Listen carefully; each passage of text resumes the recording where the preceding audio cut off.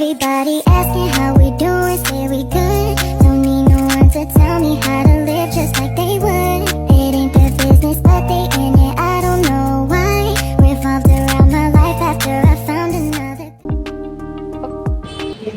Assalamualaikum anak-anak.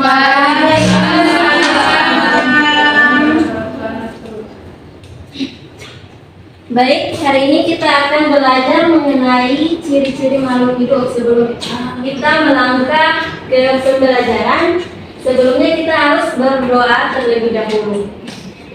Untuk Ina, maju untuk mewakili berdoa.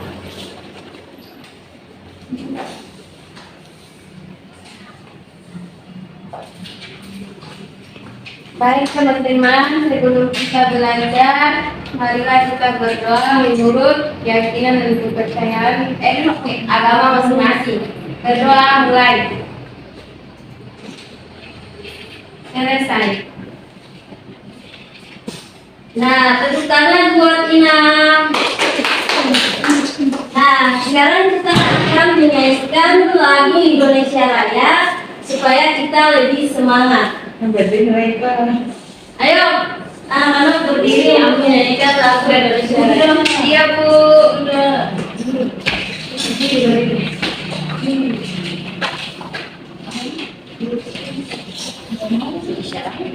Ayo sudah berdiri.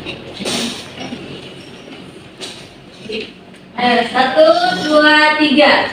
Indonesia tanah airku, tanah tumpah darahku.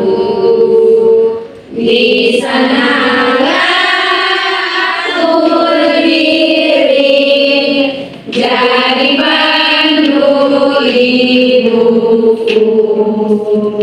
Indonesia kebangsaanku, bangsa dan tanah airku. Marilah kita berseru, Indonesia bersatu. Hiduplah tanahku, hiduplah negeriku, bangsaku, rakyatku semuanya. Bangunlah jiwanya, bangunlah badannya untuk Indonesia Raya. Indonesia merdeka, merdeka, tanahku, negeriku yang ku cinta. Indonesia Raya, merdeka, merdeka, hiduplah Indonesia Raya. Oke, tepuk tangan. Oke, kita langsung saja ke pemateri. Di sini ada yang tahu apa itu ciri-ciri makhluk hidup? Belum tahu ya Bu.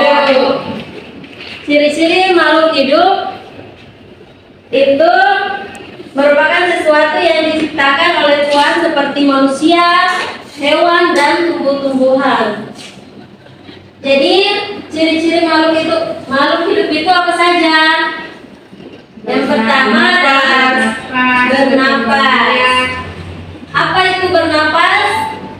Bernapas adalah, ya betul, tepuk tangan buat dia. Bernapas adalah salah satu ciri makhluk hidup yang paling penting ya. Dia membutuhkan nutrisi. Jadi makhluk hidup merupakan organisme yang sangat memerlukan makanan dan minuman. Jadi makanan dan minuman ini memberikan asupan nutrisi untuk menunjukkan aktivitas atau kegiatannya sehari-hari. Jadi makanan yang dikonsumsi makhluk hidup itu sumber energi yang berperan dalam menghentikan kerusakan sel. Sementara air berguna untuk menjaga keseimbangan tubuh. Nah, selanjutnya adalah tumbuh dan berkembang. Jika kita memperhatikan makhluk hidup di sekitar kita, mereka akan mengalami pertumbuhan seiring berjalannya waktu supaya berkembang seperti bayi manusia atau anak hewan yang baru lahir. Ukuran tubuh mereka awalnya kecil, tapi karena diberi makanan dan minuman, mereka tubuh besar dan tinggi seiring bertambahnya usia. Jadi sama halnya dengan tumbuhan yang juga mengalami fase tumbuh dan berkembang secara umum. Tumbuhan dimulai dari biji, kemudian berkembang menjadi tumbuhan kecil dan sempurna sehingga tubuh mencapai usia dan ukuran tertentu. Terus yang kelima yaitu peka terhadap rangsangan. Jadi yang membedakan makhluk hidup dengan benda mati yaitu kemampuan menerima tanggapan atau rangsangan yang disebut dengan iritabilitas. Jadi bentuk tanggapan dari makhluk hidup ini bisa bermacam-macam, misalnya pada manusia dan hewan yaitu bergerak atau berpindah tempat dari satu tempat ke tempat yang lain sehingga mengalami perubahan. Jadi pada hewan burung misalnya akan berganti warna tubuh atau mimikri, ya disebut dengan mimikri, sebagai mekanisme perlindungan diri dari predator. Kemudian cicak juga yang akan melepaskan ekornya ketika merasa terancam, atau pada tumbuhan putri malu yang akan mengucup ketika daunnya disentuh. Terus yang keenam yaitu bereproduksi. Jadi manusia, hewan, dan tumbuhan mempunyai kemampuan untuk berproduksi atau berkembang biak. Misalnya manusia bisa melahirkan individu satu sebagai keturunannya. Terus hewan juga dapat menghasilkan anak-anaknya yang nanti berkembang biak menjadi dewasa. Kemudian tanaman bisa menghasilkan biji atau tunas supaya menjadi tanaman berikutnya. Terus yang ketujuh yaitu beradaptasi. Jadi beradaptasi itu kemampuan makhluk hidup dalam menyesuaikan diri dengan lingkungannya.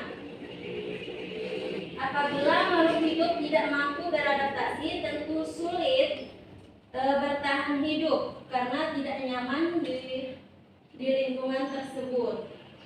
Sedangkan adaptasi tingkah laku adalah salah satu perilaku makhluk hidup untuk menyesuaikan diri dan bertahan hidup. Terus yang ke-8 yaitu mengeluarkan zat sisa. Jadi ciri lain dari makhluk hidup yaitu mampu mengeluarkan zat buangan atau sisa dari dalam tubuh. Khususnya manusia dan hewan dapat mengeluarkan keringat, feses, dan urin.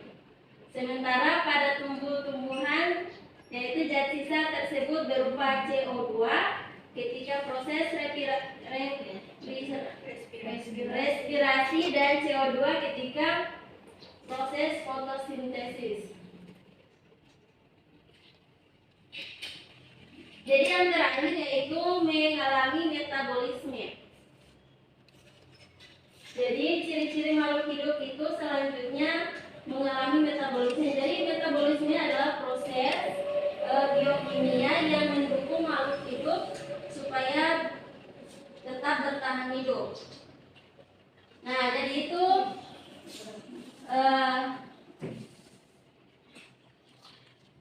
pembelajaran kita pada pagi hari ini. Ada pertanyaan? Apakah ada yang sudah paham dengan penjelasan yang Ibu sampaikan yang tadi?